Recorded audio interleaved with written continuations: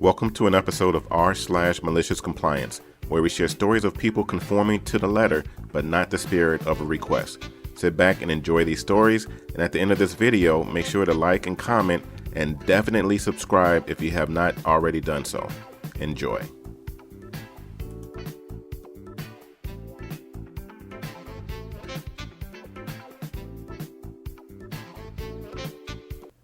And this story is posted by u/fetishcorn. Enjoy your hand sanitizer. So, I have this friend, sorta, let's call her Karen, even though she is the same age as me, a teenager. When we were younger, I caught her a few times having stolen stuff from me and her friends, and was generally a stealing, lying butch. But we sometimes got along, and our relationship is complicated, and she thinks we are fantastic friends, so I don't tell her otherwise. She also set me up with my current girlfriend, but that's a different story. I also have a really good peripheral vision, and people often got mad when I could see them do stuff out of the corner of my eye that they thought I couldn't. So I went shopping with my friends late last year, and my friend, not Karen, drags me into a certain shop for body products.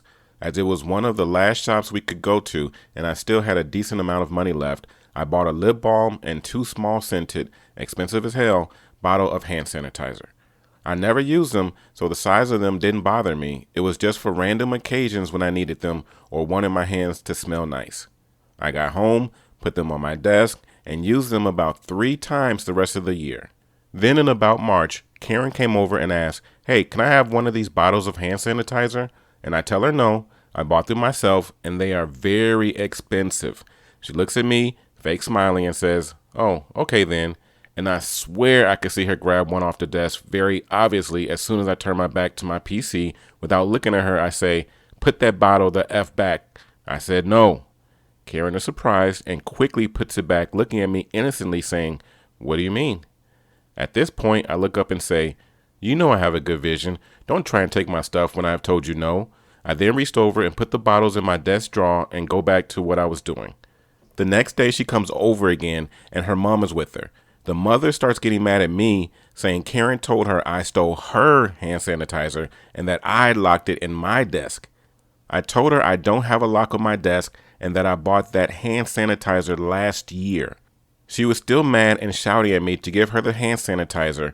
No one else was home as my family were all shopping or at school. I go to online school and Karen is homeschooled, so no one could back me up or save me from her.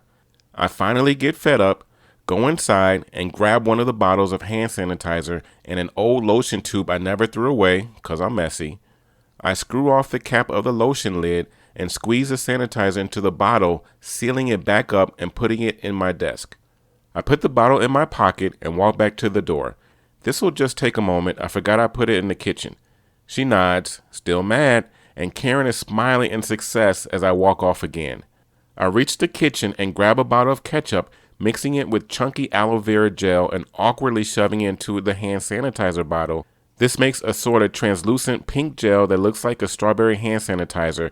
As that was the scent for this one, the smell of the original hand sanitizer is very strong and it overpowers the ketchup, making it seem convincing. I come back and hand her the tiny bottle of ketchup and aloe vera, looking directly at Karen and saying, "I'm so sorry I stole. I don't know what came over me." They both look smug and turn to leave, her parents saying, "She won't be returning again. I don't want you stealing more of her stuff, and you're lucky we don't press charges on you because you're a kid."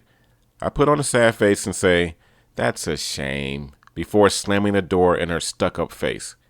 I hope she enjoys her hand sanitizer. And this story is posted by u/drop-disastrous.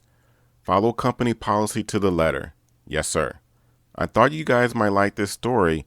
Apologies in advance, but I have to use a throwaway account and keep lots of details vague because the industry I work in is very niche, and if too much is said, it's possibly many would know who I am.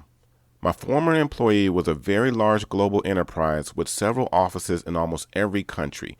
It was a requirement of my position that maybe once a month I would need to travel either domestically or internationally to service equipment at various sites and sea vessels. As you can imagine, I was a very frequent traveler with lots of rewards cards for many airlines and hotel chains. One day, I would say 6 months into the job, I was supposed to return home from working in a different country. The company travel agent had planned for me to catch a plane with a stop at another destination for the night, then fly home the next day on a second plane.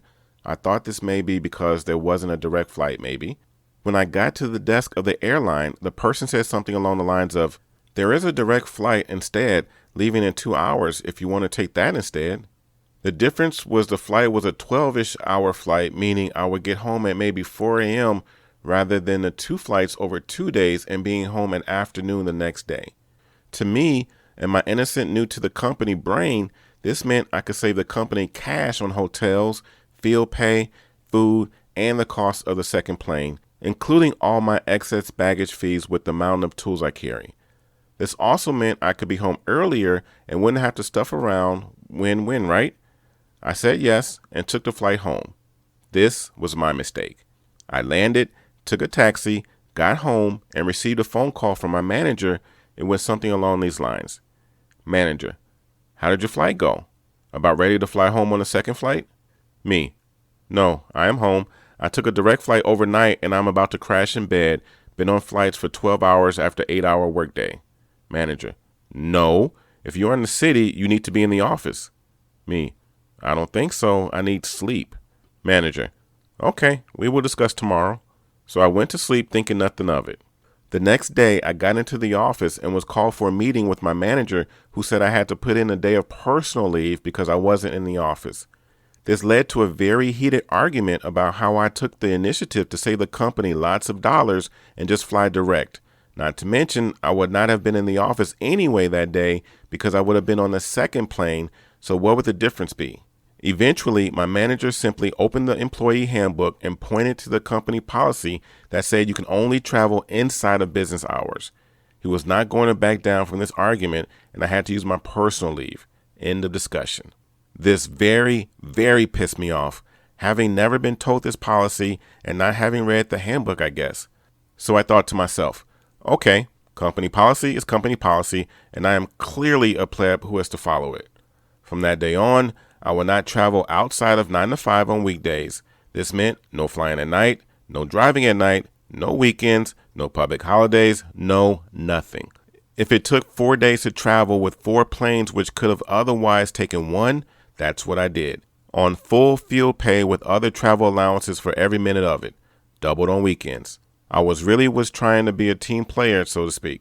But after that argument, on top of the travel policy compliance, I insisted on doing all work personally and wouldn't book any hotel anywhere that wasn't a 5-star or more. I put all expenses on the company bill, including room service, alcohol, and anything else I felt like. This went on for 8 years with no one questioning my expenses or choices until I moved on to a different job at a different company. I would hate to think of the Scrooge McDuck vault of dollars a year this one argument with my boss cost my company. And this story is posted by u/BlueTard101. Trick me? Claim all of my work for you and your slackers? Watch it backfire. Cast: Sam is my big brother. Lazy, slackers, boss, big boss, VP, me. Small background. My brother was working at an at-will employer in charge of making small commercials for local and very rarely state companies and businesses. Think of a small airplane hangar with 60-ish employees and a studio apartment for the higher-ups. The setup. My brother was a gopher for his lazy manager and his 4 slacker employees. His usual job was all of their work while they were out of the office going to bars and strip clubs. My brother was told that they were going to important business meetings during all of these times. And one day, he got a text from our mom and dad that said with pictures, "Hey, we found your manager and coworkers at the strip club." When he got this text, he checked the company work records and saw that they had all taken credit for his work and left his name out of it. The boss came down to his section of the office and told me that he was being reprimanded for not doing any work for the past month. He was told in an email that he was on an unpaid suspension for the next month with the big boss and VP CC'd in the email. Cue the malicious compliance. My brother and his team were to oversee a multi-million, $3 million or so, contract commercial for a company that was to be in the Super Bowl 2016. Can you see where this is going? My brother, knowing that he was going to be blamed for the fallout, put in his immediate resignation 2 weeks after his suspension. On week 4, I'm with my brother in the car eating Sonic, and he gets a phone call from a frantic boss asking where he is. My brother said, "I'm in my car next to my little brother eating at Sonic." He started to cuss and shout at him to get back to the office when my brother chimed in with, "If I'm so useless at work, I'm sure lazy and slackers can do it all right. It's not like they're currently at a local strip club every time they say they're going to a business meeting, right? And I put in my resignation 2 weeks ago, remember?" There was a 10-second pause in the call. If you want to talk to him about it, go to the club and ask him yourself. My brother gets a call, a 4-way call the next day from the boss, big boss, and VP, all apologizing and ask him to get back to work immediately, to which he responded with, "As I have told boss and big boss, I put my immediate resignation in 2 weeks ago with big boss's signature on it." VP said, "I wasn't aware of this." My brother continues, "Since I haven't done anything in the past month, I'm sure lazy and the slackers can do it all right." It was then they realized they screwed themselves over a false report from lazy. A month later, he gets a call from an ex-coworker saying that the big company sued the company into bankruptcy and let go of everyone. Lazy and the slackers were fired only 2 days after the 4-way call. Karma is a bitch. This has been TNA Top Notch Audio. 3 great funny stories. And my question to you is, which one of these stories are your favorites and why? Share your comments below, and also don't forget to subscribe so you can get notification of more videos in the future. Have yourselves a great day.